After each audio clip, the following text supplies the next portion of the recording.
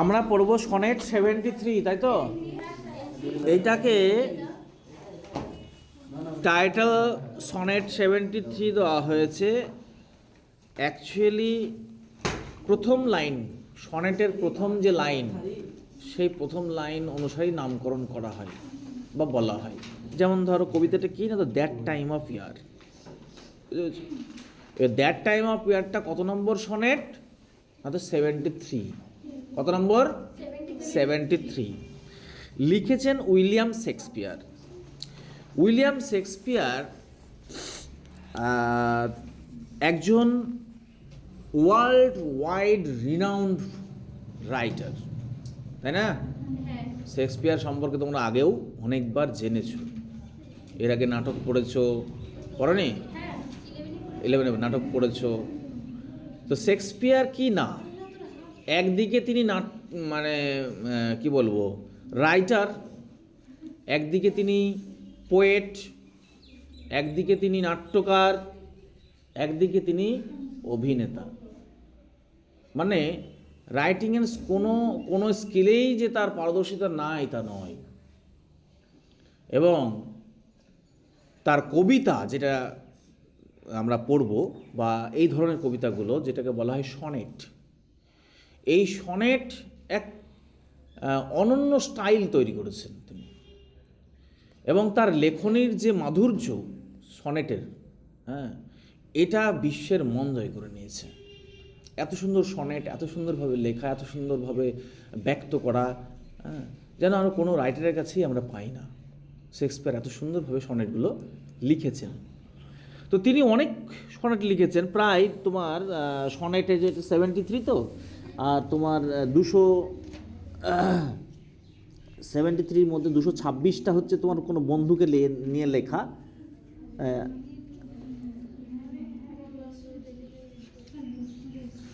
William Shakespeare total sonnet সংখ্যাটা হচ্ছে 154টা, বুঝেছ? 226 না, 154টা। তার মধ্যে 226 নয়, বলে ফেলেছিলাম, 126টা হচ্ছে কোনো একজন ফ্রেন্ডকে নিয়ে লেখা, ব্যক্তিকে নিয়ে লেখা। হ্যাঁ, 126টা, বুঝতে পেরেছ? আর 154টা তিনি সনেট লিখেছেন। আর তার মধ্যে 126টা কোনো একজন তোমার যুবককে নিয়ে লেখা, যাকে খুব হ্যান্ডসাম ম্যান হিসেবে ধরা হয়, বুঝলো, সুন্দর পুরুষ বলা হয়, তাকে উদ্দেশ্য করে নিয়ে লেখা। কিন্তু সেটা কে এক্স্যাক্টলি কিন্তু কেউ সঠিক ব্যাখ্যা দিতে পারে না। কেউ বলে ডাব্লিউএইচ সংক্ষেপে তিনি উল্লেখ করেছেন ডাব্লিউএইচ। তো ডাব্লিউএইচটা কে, এর ব্যাখ্যা কিন্তু, হ্যাঁ, ডাব্লিউএইচের নাম পড়ে আগেই বাড়ি পড়েছো তোমরা শেক্সপিয়ার সম্পর্কে, তখনই, কিন্তু এর সঠিক ব্যাখ্যা কিন্তু নেই। যাই হোক, আমরা যে কবিতাটা পড়বো সনেট নাম্বার 73। এই যে সনেটটা কি জিনিস আগেও তোমরা পড়েছো, আগেও বলা হয়েছে, অনেক সনেট পড়েছো তোমরা, তখনই বলেছি 14 লাইনের কবিতা, তাই তো? অ্যাকচুয়ালি 14 লাইনের কবিতাটা, সনেটটা বিভিন্ন স্টাইলের হয়। এবং এটা সৃষ্টি হয়েছিল তোমার দান্তে, ইতালির মহাকবি দান্তে ও পেত্রাকের হাত দিয়ে এটা শুরু, বুঝেছো? তো এই যে স্টাইলগুলো বেশ কিছুটা পার্থক্য আছে একে অপরের সঙ্গে। যেমন পেত্রার্ক এর যে 14 লাইনের কবিতা বা সনেট, সেটার যে রাইম স্কিম, শেষে যে স্কিমটা থাকে না, সেটা কি বললি আমরা, ছন্দ, রাইম স্কিম। পেত্রার্কে ছিল তোমার এ সিডিই অথবা সিডি, ঠিক আছে? এটা পড়েছিলাম, দেখেছিলাম আমরা। আর একটা যে স্পেন্সারিয়ানটা কি স্টাইল ছিল না, তো এবি, বিসি, সিডি, ই। কিন্তু শেক্সপিয়ারেরটা একটু অনন্য। শেক্সপিয়ারের স্টাইলটা, ওর যে ছান্দিক স্টাইল বা রাইম স্কিম, সেটা হচ্ছে কি এবি, সিডি, ইএফ, আর লাস্টে জি। বোঝা গেল? তো এই যে 14 লাইনের কবিতা, প্রত্যেকটাতেই তোমার 3-4 লাইনের প্যারাগ্রাফ পাবে, স্ট্যানজা পাবে, আর শেষে 2 লাইনের একটা স্ট্যানজা পাবে। এই যে তোমার 4 লাইনের যে স্ট্যানজাগুলো, সেগুলোকে বলা হয় কোয়াট্রেন। কি বলা হয়? কোয়াট্রেন, বুঝতে পেরেছো? আর লাস্টে যে 2 লাইন থাকে ওটাকে বলে কাপলেট, বুঝতে পেরেছো? বেশ, তাহলে এটা কি কবিতা? না তো শেক্সপিয়ারিয়ান কবিতা, শেক্সপিয়ারের লেখা শেক্সপিয়ারিয়ান কবিতা। এটার রাইম স্কিম কি পড়াতে পড়াতে দেখতে পাবে তোমরা, বা এখন একটু দেখে নাও। দেখো শেষে আছে বিহোল্ড, এটাকে এ ধরো, এ ধরো, হ্যাং যেটাকে বি ধরো, ধরেছ? দেখো বিহোল্ডের সঙ্গে কোল্ড মিলছে না, তাহলে এটা আবার এ আসছে। তারপর দেখো স্যাং, হ্যাংয়ের সঙ্গে স্যাং মিলছে না, মিলছে তো, তাহলে এ বি হয়ে গেল। এরকমভাবে সিডি সিডি ইএফ ইএফ জিজি, বুঝতে পেরেছো? কোনো স্ট্যান্ডার সঙ্গে আগের স্ট্যান্ডার কিন্তু রাইম স্কিম মিল নেই, নতুন নতুন। তো এই শেক্সপিয়ারিয়ান কবিতা যেটাতেও 3টে কোয়াট্রেন আছে এবং শেষে একটা কাপলেট আছে। এবং এই কবিতাটি আয়াম্বিক পেন্টামিটার এর লেখা। আয়াম্বিক পেন্টামিটার কথাটা মনে রাখবে এবং মুখস্থ রাখতে হবে, যখন আমি কোশ্চেন আনসার পড়াবো তখন চলবে প্র্যাকটিস। আয়াম্বিক পেন্টামিটারে লেখা, মানে 10টা সিলেবল থাকবে, 10টা সিলেবলের মধ্যেই লাইনটা কমপ্লিট প্রত্যেকটাতেই। সেটা পড়তে পড়তে আরও ব্যাখ্যা আমরা পেয়ে যাব। এবার চলে আসি আমরা এই কবিতা সম্পর্কে 2-একটা কথা বলি, তারপর মানে কবিতা ডিটেলসে যাব। এই কবিতায় মূল বিষয়বস্তু হচ্ছে এজেইং, বা এই কবিতার মূল বিষয়বস্তু হচ্ছে যে বন্ধুর মানে মানুষের যে বয়স, এই বয়স কিন্তু থেমে থাকে না, মানে সময় কখনো থেমে থাকে না। সময়ের সঙ্গে সঙ্গে সৌন্দর্য এবং পাওয়ার সব কিছুই আস্তে আস্তে কিন্তু ধ্বংসের দিকে চলে যায়, একটা সময় গিয়ে এর কোনো ভ্যালু থাকে না, বুঝতে পেরেছো? এবং এই সময়ের ইফেক্টে যেটা মানুষের বা পৃথিবীতে সমস্ত যা কিছু আছে না আছে সব কিছুরই বয়সের বৃদ্ধি ঘটে না, এবং তার যৌবনে যে সৌন্দর্য সেটা বার্ধক্যে গিয়ে থাকে না। এটাই হচ্ছে মূল বিষয়, যেখানে কবি তার বন্ধুকে বলছেন এই বিষয়গুলো। চলে এসে এবার প্রথম কই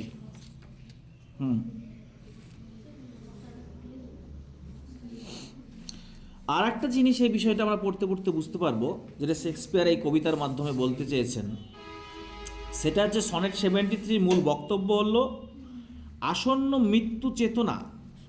আসন্ন মৃত্যু চেতনা মানে কি? তিনি বার্ধক্যে পৌঁছে গেছেন, তাই তো, এবং মৃত্যু আসবাসব করছে। তো এই আসন্ন মৃত্যু চেতনা ভালোবাসাকে তীব্রতর ও গভীরতর করতে পারে। মানে অ্যাকর্ডিং টু শেক্সপিয়ার, যদি মৃত্যুর সম্মুখীন হলে ভালোবাসা আরও গভীর হয়ে ওঠে।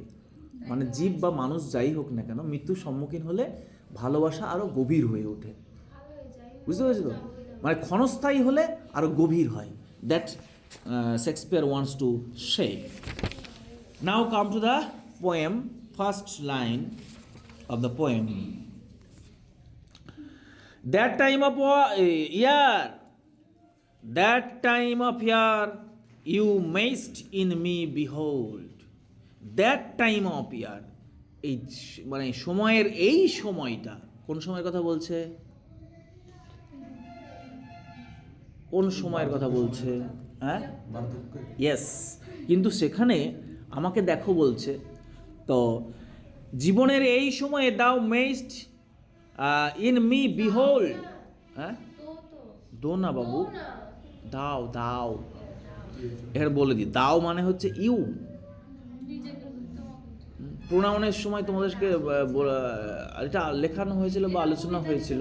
হ্যাঁ, দাও মানে হচ্ছে ইউ, দাও, দি, দায়, দাইন, তুমি, তোমাকে, তোমার, দাও, দি, দাই, দাইন, বুঝতে পেরেছো? এই দাওটা আমরা কেউ ব্যবহার করি না, এটা কবিরা ব্যবহার করে, বুঝতে পেরেছো? এবং ওর সঙ্গে যে অক্সিলারিটা ব্যবহার হয়, সেই অক্সিলারির ক্ষেত্রে একটু ডিফারেন্ট হয়। যেমন এখানে মেয়ের সঙ্গে কি যুক্ত হয়েছে? এসটি, মেস্ট। অ্যাকচুয়ালি ইউ মে, অ্যাকচুয়ালি মানে কি? ইউ মে, তুমি তাকাতে পারো। You may in me behold, তুমি আমার দিকে তাকাতে পারো এই সময়ে, বছরের এই সময়ে। When yellow leaves or none or few do hang, যখন yellow leaves হলুদ পাতা or none বা নাই, গাছে কিছুটা হয়তো হলুদ পাতা আছে, আবার নাই বললেই চলে, একবারে ফাঁকা, শুধু ডাল, গাছের ডাল খারাপ হয়েছে, পাতা কিছুই নেই। or few do hang, অথবা কয়েকটা হয়তো কিছু কিছু ঝুলছে কোনো রকমে। এই সময় তুমি তাকাও। তার মানে দেখো, দ্যাট টাইম অ্যাপিয়ার বলতে কোন সময়কে বলছে তাহলে? গাছের পাতা কখন ঝরে যায়, কোন সময়ে সেটা? হ্যাঁ, বসন্তকালে, শীতকালে, বা শীতকাল, বা তোমার এটা বলা যেতে পারে তোমার শীতের শেষের দিকে, এই না শীতের না, শীতের আগে কে থাকে? হ্যাঁ, শরৎকাল। হ্যাঁ বলেছো, তাহলে শরৎকালের শেষের দিকে, মানে শরৎকালের প্রথম দিকে নয়, শরৎকালের ওটা ওটা আমাদের বাবা ইংল্যান্ডে 4টে। তো শরৎকালের শেষের দিকে গাছের পাতা ঝরতে শুরু করে, কিংবা শীতের সময় পাতা ঝরতে শুরু করে। তো তখন এই সময়টাকে বলা হয়েছে শরৎকাল, লেট শরৎকাল, বা তোমার লেট অটাম বলতে পারো, এবং at the beginning of the winter season, তাই তো? এই সময়তে কি হয়, গাছের পাতাগুলো আস্তে আস্তে আস্তে আস্তে কিন্তু ঝরতে শুরু করে। এখানে কি বলতে চাইছে, মানে কি করেছে এটায়, এই তুলনায় কি বলে বলো? এই দু লাইনের মধ্যে দিয়ে লেখক নিজের সঙ্গে এই গাছের তুলনা করেছে। আমি কিন্তু এবার পেটাবো, এটা কি, এই তুলনায় কি বলে? এই দুই লাইনের মধ্যে লেখক নিজের সঙ্গে গাছের তুলনা করেছেন, এবং নিজের অবস্থার সঙ্গে গাছের অবস্থার তুলনা করেছেন। মেটাফোর, এত ভুলে গেলে হবে? পার্সনিফিকেশন কোনটা? বস্তুকে একবারে মানুষ রূপে না, বস্তুকে তুলনা না, এটা বস্তুকে তুলনা না, বস্তুকে একেবারে মনুষ্য সত্তা দিয়ে দেওয়া, তখন হচ্ছে পার্সনিফিকেশন। বুঝতে পেরেছো? গাছ গাছ কখন পার্সনিফিকেশন হবে? যেমন গাছের সঙ্গে আমি একবারে কথা বলছি, তার মানে গাছকে আমি সত্তা দিয়ে দিলাম, ওর মধ্যে প্রাণ দিয়ে দিলাম, তখন সেটাকে বলছে পার্সনিফিকেশন। আর এটা হচ্ছে যে গাছের মতো, হ্যাঁ, গাছের যেমন শীতের সময় পাতা থাকে না, হলুদ হয়ে যায়, সব পড়ে পড়ে ঝরে পড়ে যায়, ঠিক তেমনই লেখকের সময়টা এখন তাই। বয়স হয়েছে, বার্ধক্য চেপে বসেছে, মাথার চুলগুলোও সেই নেই, আর সাদা হয়ে গেছে, মানে হলুদ হয়ে গেছে, বা দুই একটা আছে, বা নাই, একবারে শেষের দিকে মাথার চুলগুলো। হ্যাঁ, তো এই যে তুলনা করছেন, এটাকে বলছে মেটাফোর। আন্ডারস্ট্যান্ড? ওকে, তাহলে এই যে তোমরা তুলনা দেখতে পারলে, এই রূপকের মাধ্যমে বার্ধক্যের স্বরূপ ব্যাখ্যা করেছেন লেখক। হলুদ পাতা এর মাধ্যমে তিনি বিশেষ সময়কে বুঝিয়েছেন, সেটা হচ্ছে শরৎকাল, বা শরতের শেষ বা শীতের প্রথম দিক। বার্ধক্যকে এই শেষ পর্যায়ে তুলনা করে বক্তা কি বলতে চাইছেন? ঠিকই বলে, মানে তার শূন্য অবস্থাটাকে, বা শূন্যতা যে তৈরি হয়েছে, বার্ধক্য কী হয়, শূন্যতা তৈরি হয়, হ্যাঁ, সেই শূন্যতা ব্যক্ত করেছেন, আর কিছুই নেই, হ্যাঁ, লাইভ কিছু নেই, তার কাছে সবই শূন্য বার্ধক্যে, এই বিষয়টাকে তিনি তুলেছেন। নেক্সট লাইন চলে যাও। আপন দোজ বাউজ, সেই গাছের শাখা প্রশাখারগুলোর মধ্যে, which shake against the cold, যেগুলো ঠান্ডার বিরুদ্ধে, যেগুলো কাঁপতো। সেক মানে কি? কাঁপা। এই তো সমস্যায় ফেলে আবার। Bare ruined choirs, bare ruined choirs where late the sweet bird sang, যেখানে সেই গাছের মধ্যে একটা সময় কি হতো, সেই গাছের মধ্যে শাখা প্রশাখার মধ্যে ঠান্ডার বিরুদ্ধে মধ্যেও যে কাঁপতে সেক এগেনস্ট দ্য কোল্ড, হ্যাঁ, বেয়ার রুইন কেয়ার্স হোয়ার লেট সুইট বার্ড স্যাং, সেখানে এখন আর কিচ্ছুই নেই, যেখানে একটা সময় কী হতো, পাখিরা বাসা বেঁধে থাকতো এবং সেখানে সুন্দর সুন্দর গান করত। কিন্তু এখন সেই গাছের ডালে তো পাতাই নেই, এখন পাখিও নেই, গানও নেই। বুঝতে পেরেছ? তার মানে তিনি সেই একই কথা তিনি বারবার বলতে চাইছেন, এটাই যে শীতের ওখানে বলছে sever at the approach of winter, মানে শীতের আগমনে। আবার আরেকটা দিকেও এখানে ইঙ্গিত দিচ্ছে এই কোল্ড শব্দটার মাধ্যমে। এই কোল্ড শব্দটার মাধ্যমে লেখক আবার ফিজিক্যালি উইকনেস, অর্থাৎ কবির ফিজিক্যাল উইকনেস বা সার্বিক দুর্বলতা, সেটাও তিনি প্রকাশ করছেন এই ওয়ার্ডের মাধ্যমে। তাছাড়া এই যে it highlights the march of time and shadow of death over the speaker. তাছাড়া এটা আরও ব্যাখ্যা করে এটাই যে শারীরিক দুর্বলতা এবং সংবেদনশীল পাশাপাশি মৃত্যু আগত। বুঝেছ? নেক্সট, ইন মি দাও cyst the twilight of such day, আমার মধ্যে তুমি দেখতে পাবে, এখানে দেখো সি এর পরে এসটি যুক্ত করা হয়েছে, মনে হয়নি? হ্যাঁ, ইন মি দাও cyst the twilight of such day, আমার মধ্যে দেখতে পাবে এই দিনের টুইলাইট। টুইলাইট মানে কি?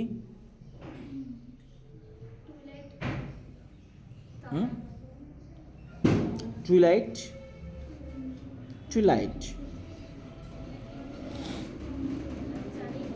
হ্যাঁ জানো না?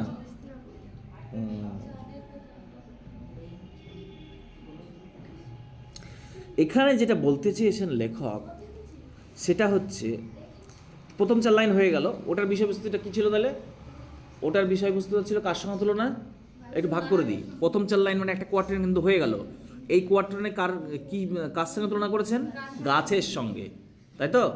গাছের সঙ্গে তিনি নিজের তুলনা করেছেন। কোন গাছের? যে গাছটার পাতা এখন ঝরে গেছে, মানে সময়ের দ্বারা আক্রান্ত, এবং ঠিক তেমনিও তিনিও সময়ের দ্বারা ভারাক্রান্ত, তাই তো? তাহলে এখানে প্রথম 4 লাইনে তিনি গাছের সঙ্গে তুলনা করলেন, ঠিক পরের 4 লাইনে আবার একটা তুলনা করছেন, সেটা হচ্ছে দিনের সঙ্গে। মানে such a day as after sunset, কোথায় গেল? ইন মি দাও cyst the twilight of such day, একটা দিন, সারাটা দিন কি হয়? সারাটা দিন একটা যেমন থাকে, সেই দিনের একটা শেষ থাকে, মানে সন্ধ্যা, টুইলাইট। বুঝতে পেরেছ? তুমি আমার মধ্যে সেই সন্ধ্যাও দেখতে পাবে, মানে একটা দিনের সঙ্গে নিজেকে তো তুলনা করছে। কারণ দিনটা কি সকাল থেকে আস্তে আস্তে উজ্জ্বল, তাই না?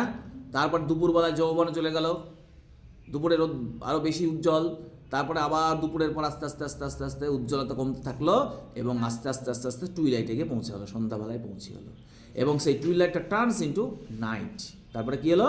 টুইলাইটটা আস্তে আস্তে সন্ধ্যা থেকে আরেকটু রাত হলো, রাত থেকে গভীর রাত হলো, that means death, that reflects death.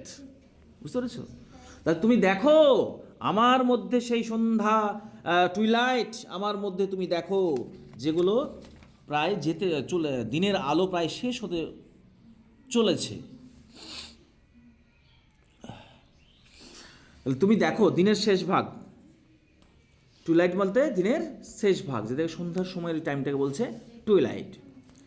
As after sunset, যেহেতু সূর্যাস্তের পরে, ফেডেথ ইন দ্য ওয়েস্ট, আস্তে আস্তে কি হয়? পশ্চিমে আস্তে আস্তে ফেড মানে কি? আবছা হয়ে যায়। ফেডেথ ইন দ্য ওয়েস্ট, অর্থাৎ সূর্যাস্তের পর পশ্চিম দিক থেকে আস্তে আস্তে আবছা আবছা হয়ে অন্ধকার নেমে আসে। তার মানে কি? তার মানে লেখক একেবারে মৃত্যুর সন্ধিক্ষণে দাঁড়িয়ে আছেন, এবং সেই সময়ের সঙ্গে নিজেকে তুলনা করে বলছেন, এবং তার বন্ধুকে বলছেন, দেখো হুইচ বাই অ্যান্ড বাই, যেটা ইতিমধ্যেই black night doth take away, যেটা আস্তে আস্তে, বাই অ্যান্ড বাই বলতে গ্র্যাজুয়ালি, এবং যেটা আস্তে আস্তে black night doth take away, এই যে ফেড হয়ে গেছে এখন, মানে সেই আলো নেই, আস্তে আস্তে ঝাপসা হয়ে আসছে, এবং এটাকে ঢেকে নেবে কে? না তো রাত্রি, ধীরে ধীরে এটা রাত্রিতে প্রবেশ করবে। Death's second self that seals up all in rest. এবং death second self, second self বলতে কি বোঝানো হয়েছে? সেকেন্ড সেলফ বলতে বোঝানো হয়েছে তোমার স্লিপ, ঘুম বা মৃত্যু। এটাকে বলছে সেকেন্ড সেলফ। মানে মানুষ যদি ঘুমায় তখন কি মনে হয় তার কোনো থাকে মৃত মানুষ যা মানুষ ঘুমিয়ে ফুললি যদি ঘুমিয়ে থাকে তাই তাই বলছে সেকেন্ড সেলফ। আর রেস্ট বলতে এখানে বলছে চূড়ান্ত সমাপ্তি, মানে শেষ পর্যায়ে। চূড়ান্ত সমাপ্তি বলতে কি, বা চূড়ান্ত পরিণতির ইঙ্গিত মানে কি? মৃত্যু। এখানে মৃত্যুর কথা বলা হচ্ছে রেস্টের মাধ্যমে, REST, রেস্ট। তাহলে তিনি কি বলতে চাইছেন? তার মানে তিনি বলতে চাইছেন which day by and by black night doth take away death second self that seals up all in the rest, যেটাকে শেষ করে দেয় একবারে, বন্ধ করে দেয় একবারে পরিসমাপ্তিতে। বুঝেছো? তার মানে আরেকবার বলি এটা মানেটা এখান থেকে ভালো হবে। তার মানে এখানে বলতে চাইছে কবি সূর্যাস্তকে জীবনের পরিসমাপ্তির প্রতীক হিসেবে দেখেছেন। মানে সূর্যাস্তটা জীবনের সঙ্গে সম্পর্কিত। সূর্যাস্ত যেমন হয়ে যাচ্ছে তেমনই আমাদের বার্ধক্যও নেমে আসে, এবং সূর্যাস্তের পরে যখনই অন্ধকার নেমে আসছে তার মানে মৃত্যুর সম্মুখীন হয়ে গেল। অর্থাৎ এই যে তুলনা, এটা একটা মেটাফোর। কার সঙ্গে কীভাবে মেটাফোর? না তো দিনের সঙ্গে তার জীবনের তুলনা করেছেন। একটা দিন যেমন পরিসমাপ্তি পায় অন্ধকারে গিয়ে, তাই তো ঠিক তেমনই মানুষের জীবনও তাই পরিসমাপ্তি পায় মৃত্যুতে গিয়ে। ঠিক একই রকমভাবে তুলনার মাধ্যমে তিনি মানুষের জীবনের ক্ষণস্থায়িত্বটা তুলে ধরেছেন। অর্থাৎ তিনি বার্ধক্যে পৌঁছে গেছেন।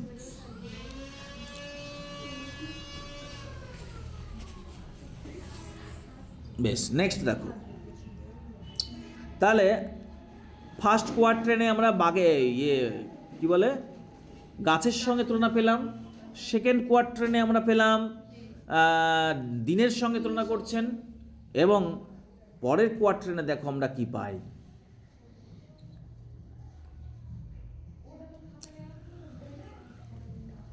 ইন মি দাও সিস্ট, আমার মধ্যে তুমি দেখবে the glowing of such fire.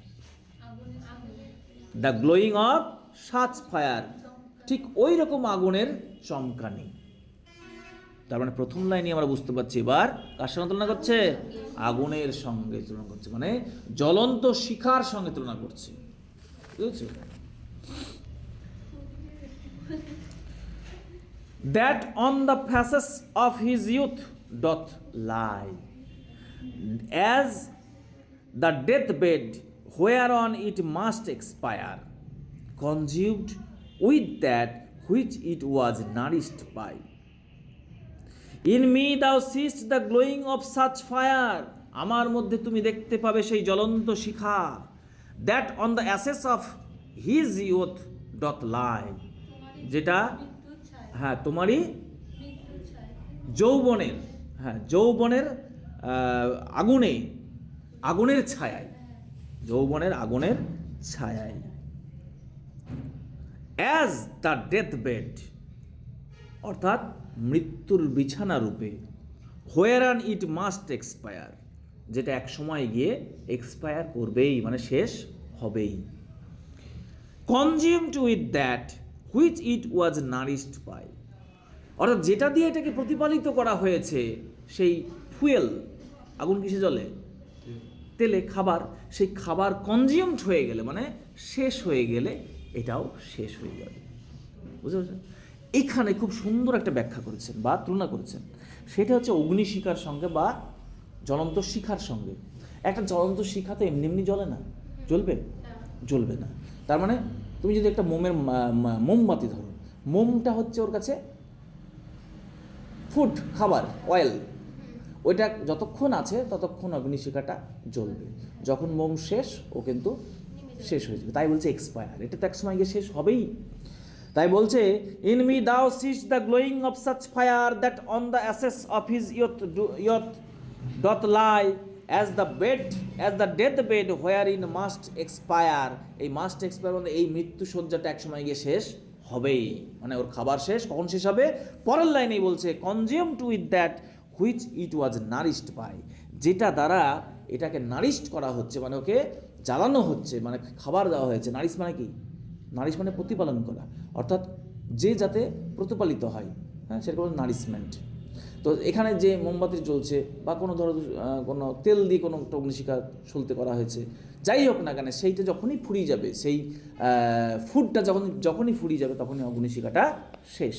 That means মৃত্যু, তাই তো?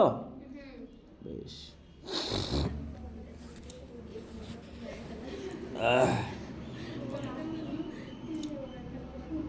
তার মানে দেখো এখানে কবি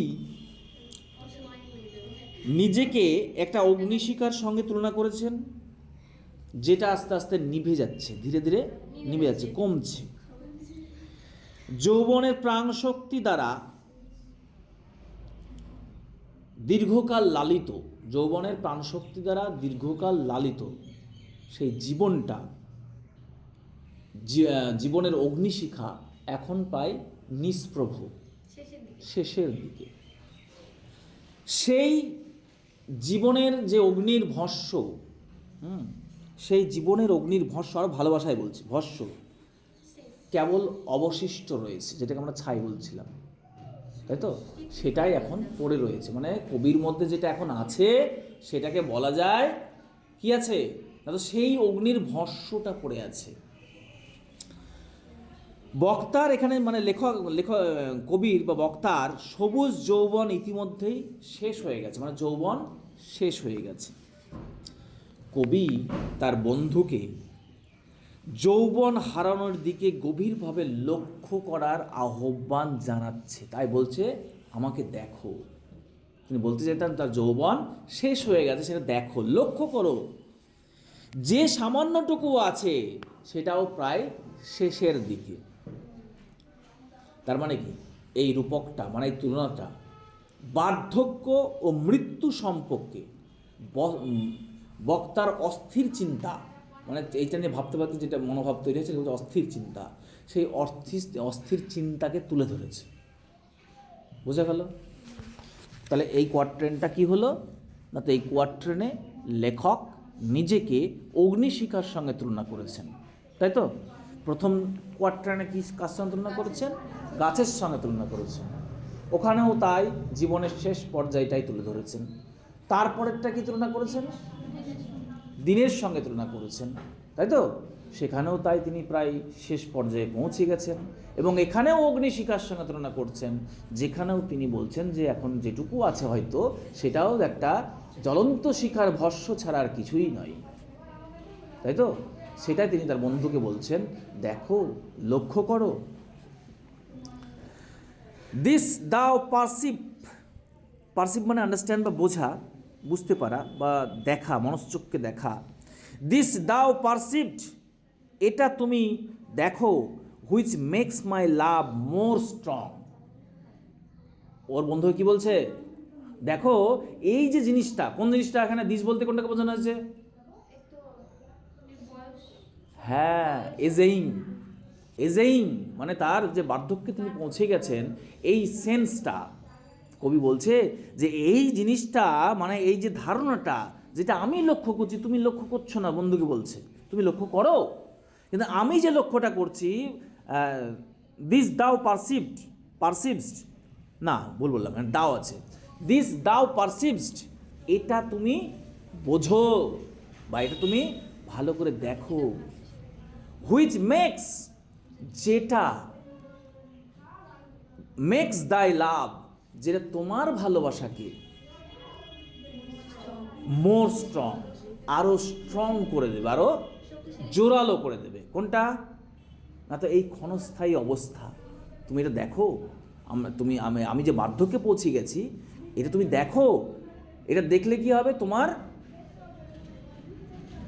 কি লাভটা আরো স্ট্রং হবে, তাই তো হয়। ক্ষণস্থায়ী জিনিসের প্রতি আমাদের প্রেম আরো বেশি বেড়ে ওঠে, তাই না? To love that well which thou must leave ere long, ERE, ere long, ere বলতে কি বলতে চাইছে? এর লং মানে এর বলতে হচ্ছে বিফোর, মানে বিফোর লং, তার মানে তার মানে হচ্ছে অচিরেই বা অদূর ভবিষ্যতে, অদূর ভবিষ্যতে। আর ওয়েল বলতে এখানে বোঝানো হয়েছে লাভ ডিপলি, হ্যাঁ, গভীরভাবে, জীবন থাকতে গভীরভাবে ভালোবাসাটাকে বলছে ওয়েল। লাভ মোর স্ট্রং, আচ্ছা, টু লাভ দ্যাট ওয়েল, এটাকে আরও গভীরভাবে ভালোবাসতে, which thou must leave ere long, তোমাকে অবশ্যই, লিভ মানে কি ত্যাগ করা, তাই তো? হ্যাঁ, লিভ মানে হচ্ছে তোমার ত্যাগ করা।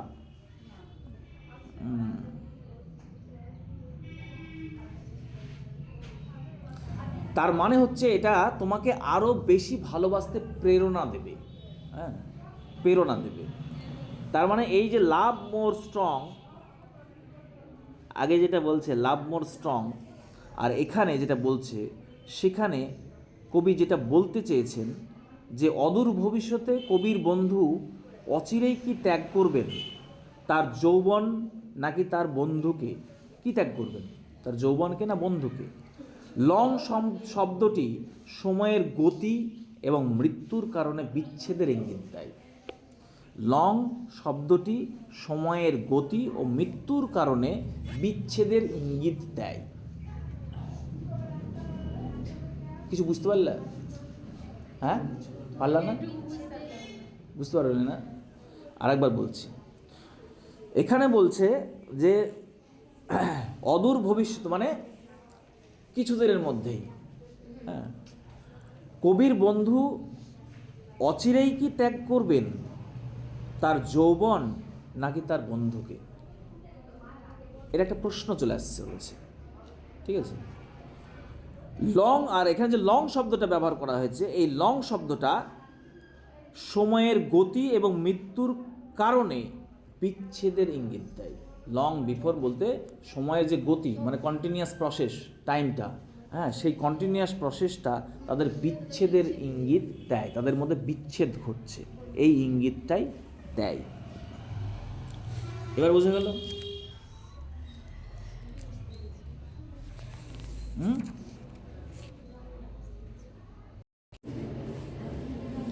বলছে দিস দাও পারসিভড, এটা তুমি ভালো করে বোঝো বা তুমি আন্ডারস্ট্যান্ড করো, উপলব্ধি করো। পারসিভ মানে উপলব্ধি করা।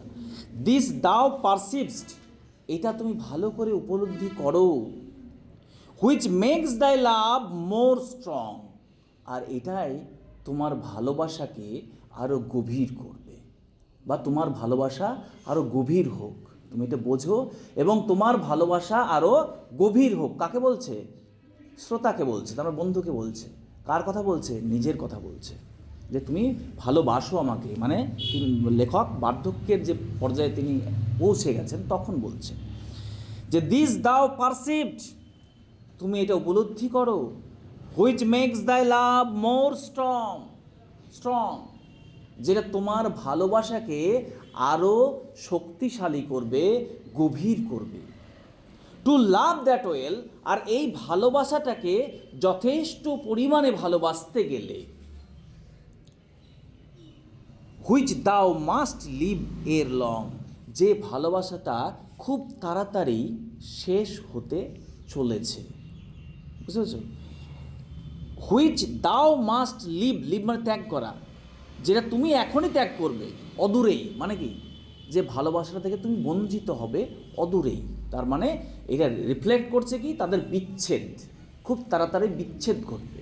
তার জন্য এই অল্প সময়ের মধ্যে তোমাকে সম্পূর্ণ ভাবে ভালোবাসা পেতে গেলে বা দিতে গেলে তোমাকে কী করতে হবে, যেটা তোমাকে বুঝতে হবে, উপলব্ধি করতে হবে, এবং আরও বেশি করে এই সময়, অল্প সময়ের মধ্যে আমাদের যে রিলেশনটাকে, সেই রিলেশনটাকে স্ট্রং করতে হবে। কারণ খুব অদূরেই আমাদের বিচ্ছেদ হতে চলেছে। এটাই তিনি তার বন্ধুকে বললেন বা বলতে চাইছেন। বুঝতে পেরেছো? এবার বাকিটা তো আগেই বুঝতে পেরেছো।